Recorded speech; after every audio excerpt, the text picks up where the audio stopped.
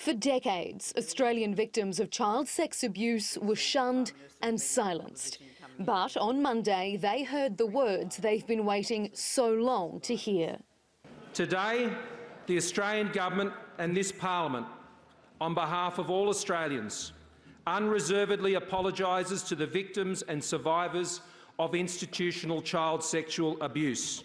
During a historic and emotional speech in federal parliament, Prime Minister Scott Morrison made a national apology to those sexually abused as children in institutional care. Abuse that took place in churches, schools, government foster homes, sporting clubs and other organisations. As one survivor recently said to me, it wasn't a foreign enemy who did this to us.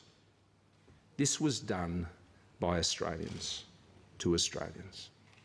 A national apology from the federal government was one of more than 400 recommendations proposed by the Royal Commission. Between 2013 and 2017, almost 17,000 people contacted the Commission to report child sexual abuse. Almost 8,000 victims gave personal testimony and the Commission received more than 1,300 written statements. So far, more than 2,500 cases have been referred to Australian police. More than 1,000 survivors and support organisations were invited to Parliament House to hear the apology. Thousands more watched it broadcast live on television. The apology itself was very inclusive and it was a heartfelt response, and I think victims, well, just speaking for myself, I got a lot out of it.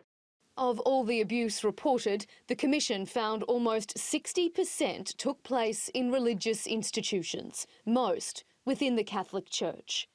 But the National Day of Healing wasn't without pain. Many survivors say the government hasn't done enough. Time will tell, and we will be watching, because this is something that should never have happened and should never allow to happen again.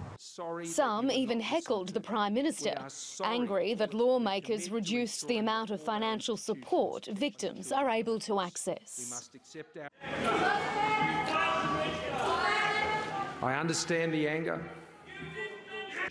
An apology, they say, is little comfort after everything they've suffered. Melinda Nucifora, TRT World.